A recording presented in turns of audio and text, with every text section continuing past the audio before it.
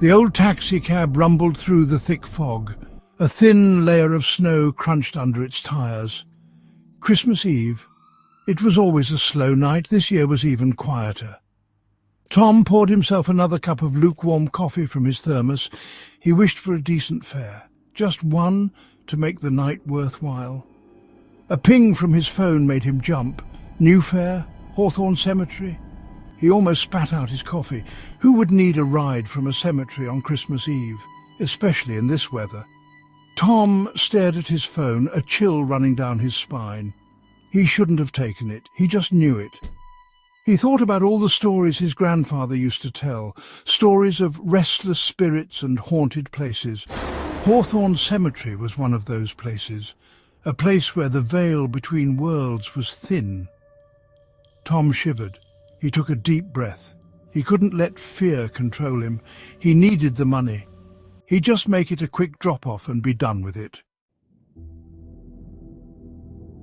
The cemetery gates loomed out of the fog. Tom pulled up cautiously, his headlights illuminating rows of weathered headstones. A lone figure stood at the entrance, shrouded in shadow. Tom felt a knot of unease in his stomach. He rolled down the window, just an inch. "You the ride?" he called out, his voice barely a whisper. The figure stepped into the light. It was a man, tall and gaunt, dressed in a long black coat. His face was hidden by a wide-brimmed hat. "Indeed," the man replied, his voice surprisingly melodic. It was an unsettling contrast to his appearance. The man slipped into the back seat. Tom noticed he didn't have any luggage. Just his presence seemed to make the air inside the cab heavier. "Where to?" Tom asked, trying to sound casual. His voice still came out strained. "Ravenwood Manor," the man replied simply. Tom's grip tightened on the steering wheel. Ravenwood Manor, an abandoned house with a sinister history. It was said to be cursed. He'd heard whispers of strange occurrences, disappearances, unexplained events. He had hoped to never see the place up close. The drive to Ravenwood Manor felt longer than it should have. The fog seemed to cling to the cab, swallowing the sound of the engine. Tom stole glances at his passenger in the rearview mirror. The man remained motionless, his face still obscured. The only sign of life was the faint glow of a silver ring on his gloved hand. Tom swallowed hard, fighting back the urge to step on the gas. He couldn't shake the feeling that something was deeply wrong. The manor loomed out of the fog, a crumbling edifice of dark stone and broken windows. The skeletal branches of dead trees scraped against the night sky like claws. It was a scene straight out of a nightmare. As Tom pulled up the long, winding driveway, he felt a cold dread seep into his bones.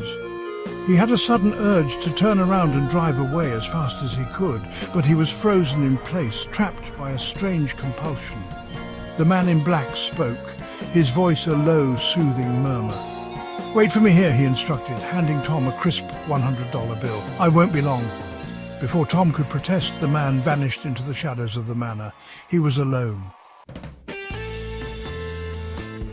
Minutes stretched into an eternity.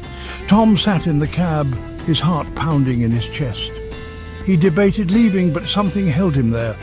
The crisp $100 bill seemed to burn a hole in his pocket. Then he heard a noise, a soft humming coming from inside the manor. It was a lullaby his mother used to sing to him when he was a child. The humming grew louder, mixed with the sound of footsteps. The man in black reappeared at the top of the porch steps. Beside him stood a woman. Her face was hidden by a veil of ash and soot. She descended the steps slowly, never taking her eyes off Tom. The man in black remained on the porch, watching. As she got closer, the humming grew louder, and Tom felt a chill run down his spine. The lullaby, it couldn't be. The woman stopped in front of the cab, her shadowed face inches from his. She pulled back her veil, revealing a skeletal grin. It was her, his mother, gone for 20 Christmases, but now back with a chilling gleam in her eye. Before Tom could utter a word, they were gone, vanished into thin air. The only evidence they had ever been there was the crisp $100 bill on the passenger seat. As Tom reached for it, the bill crumbled in his hands, turning to ash.